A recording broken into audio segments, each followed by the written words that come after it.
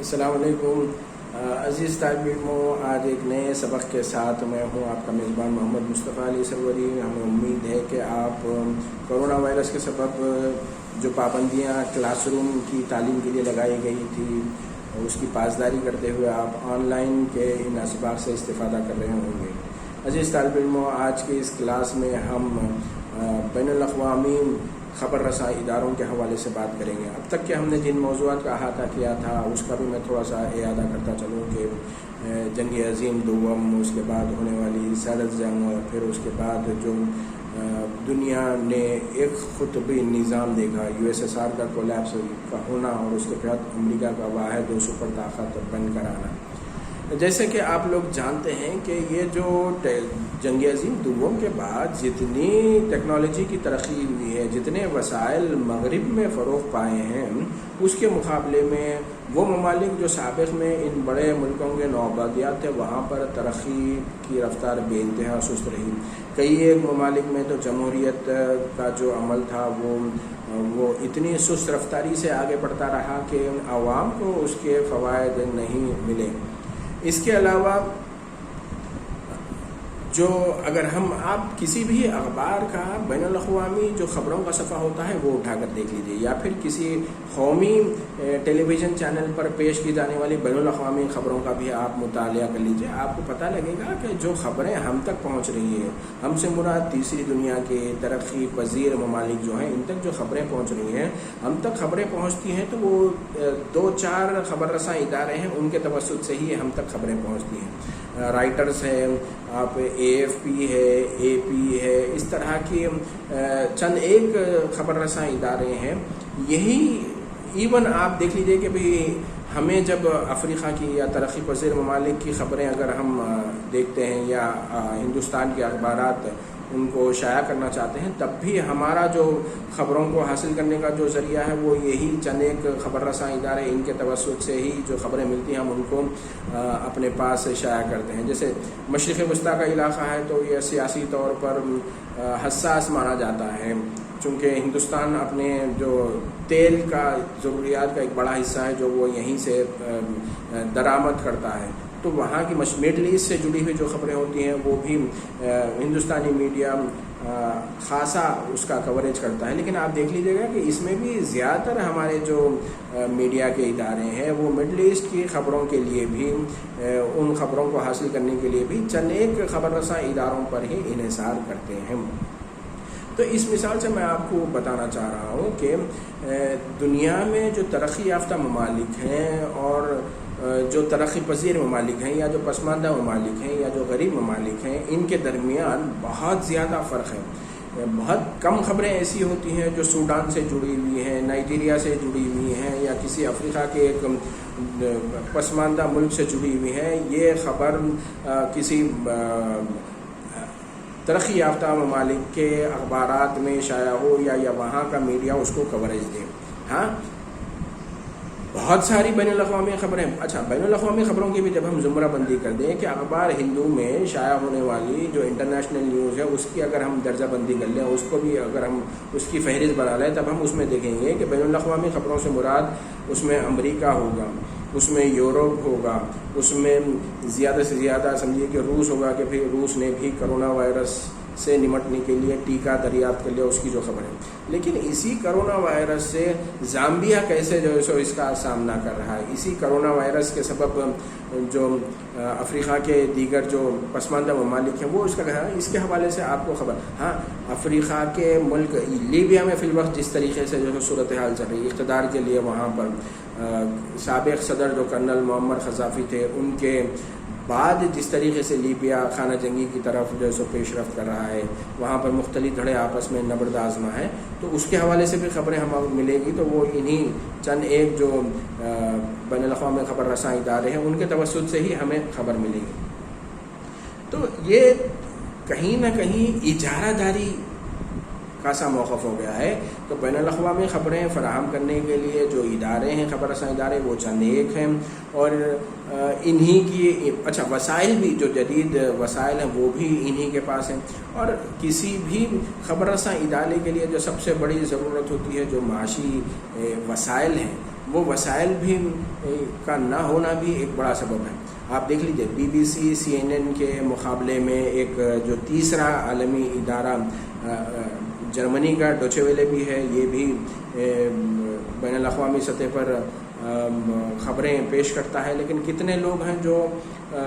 ڈوچے ویلے کے ٹیلی vision channel کو دیکھتے ہیں؟ فرانس کا اپنا جو ہے ٹیلی ویژن چینل ہے اس کو کتنے لوگ دیکھتے ہیں؟ اس پر ایک سوال یا نشان ہے. لیکن آپ دیکھ لیجیے کہ جو خبریں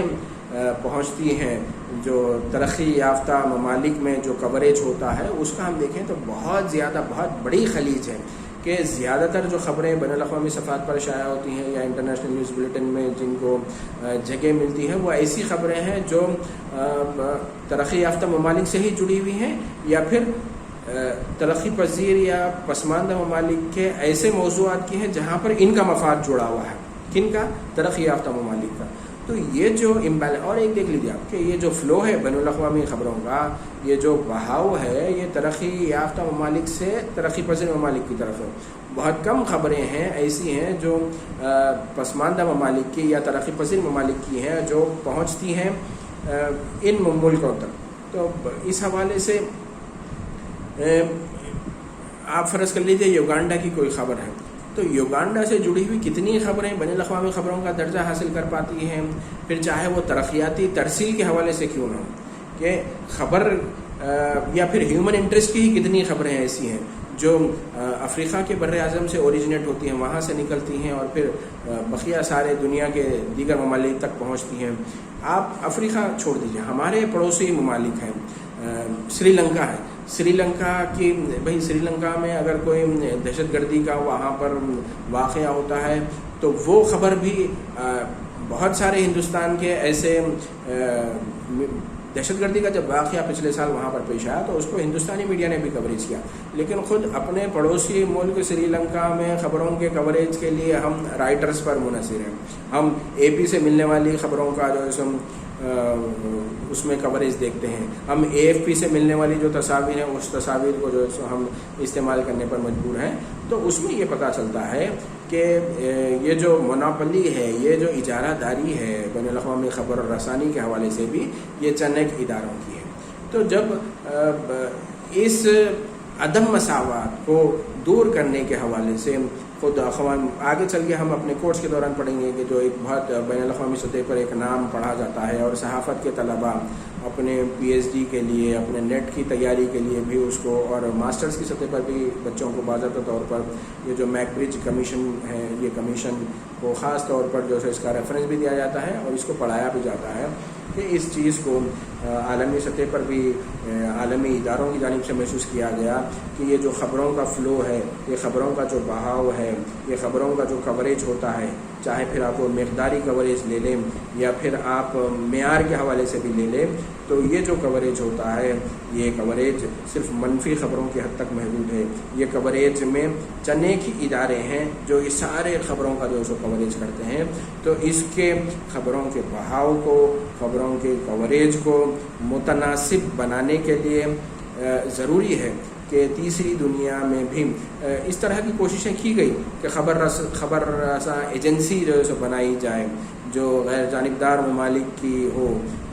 جس میں جو نان الائنڈ موومنٹ سے جڑے ہوئے جو ممالک تھے ان کو بھی اس میں متناسب. آپ دیکھ لیجیے، آپ BBC جیسے آپ اسکرین پر ابھی دیکھ سکتے ہیں پیچھے جو BBC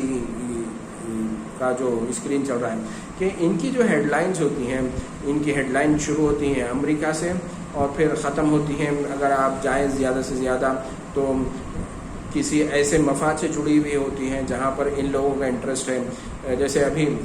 جو ایک خبر ہے مشرق وسطیٰ میں امریکہ کے سب سے بڑا جو حلیف ہے اسرائیل اور متحدہ عرب امارات، ان کے درمیان جو امن معاہدہ طے پایا، اس کے نتیجے میں آج BBC کی یہ خبر تھی کہ دونوں ممالک کے درمیان پہلی جو سول فلائٹ ہے وہ جو سو اڑان بھرے گی اسرائیل اور متحدہ عرب امارات کے درمیان. تو چونکہ اس میں جو ترقی یافتہ ممالک ہیں ان کا مفاد جڑا ہوا ہے، تو اس طرح کی خبریں، مطلب تیسری دنیا کی خبریں یا ترقی پذیر ممالک کی بھی خبریں اگر یہ لوگ کور کریں گے تو اس میں ان کی ترجیح یہ ہوگی یا ان کی ترجیحات میں صرف وہی موضوعات ہوتے ہیں، وہی ممالک ہوتے ہیں، وہی مسائل ہوتے ہیں جس کے مفادات ان سے جڑے ہوں، ترقی یافتہ ملکوں سے جڑے ہوں یا بڑے ملکوں سے جڑے ہوں، تو یہاں پر کبھی بھی اس بات کو مد نظر نہیں رکھا جاتا کہ بین الاقوامی خبروں کا جب بلیٹن جو ترتیب دیا جا رہا ہے تو اس کی ترتیب کے دوران اس بات کو ملحوظ رکھا جائے کہ سبھی ممالک کی متناسب جو ہے نمائندگی ہو، سبھی ممالک کے مفادات کی یہاں پر جو ہے ترجمانی ہو۔ تو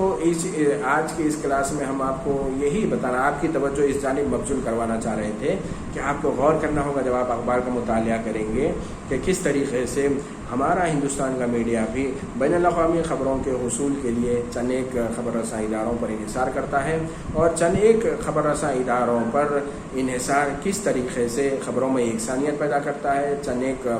کے ہی مفادات کی تکمیل ہوتی ہے۔ امید کہ آپ بین الاقوامی خبروں کے مطالعے کی عادت کو جو جاری رکھیں گے، اور بھی آپ جو ہے سو اس حوالے سے اہم باتیں آپ نوٹ کریں گے کہ کس طریقے آپ کنٹینٹ انالیسس بھی کر سکتے ہیں، مواد کا تجزیہ کر سکتے ہیں کہ کس طریقے سے بین الاقوامی خبروں میں صرف چند ایک ممالک اور چند ایک موضوعات ہی حاوی ہوتے ہیں۔ ہمیں امید ہے کہ آج کے اس سبق میں آپ کو جو بین الاقوامی خبروں کے حوالے سے اہم نقطہ تھا کہ کس طریقے سے چند ایک اداروں کی ہی اجارہ داری ہے، اور پھر اس عدم مساوات کو، خبروں کے اس یک طرفہ بہاؤ کو ہی ملحوظ رکھتے ہوئے بین الاقوامی سطح پر میک برائٹ کمیشن جو ہے بنایا گیا تھا۔ میک برائٹ کمیشن پر ہم انشاءاللہ اگلے کسی سبق میں تفصیل سے بات کریں گے۔ آج کے اس سبق میں آپ سے یہیں پر ہم اجازت لیتے ہیں۔ آپ اپنا اچھے سے خیال رکھیے گا، اور اپنی آن لائن کلاسز کے ساتھ ساتھ یوٹیوب کے اسباق سے بھی استفادہ کیجیے گا، اور اخبار پڑھنے کی اپنی عادت کو کبھی بھی مت چھوڑیے گا۔ السلام علیکم ورحمۃ اللہ وبرکاتہ۔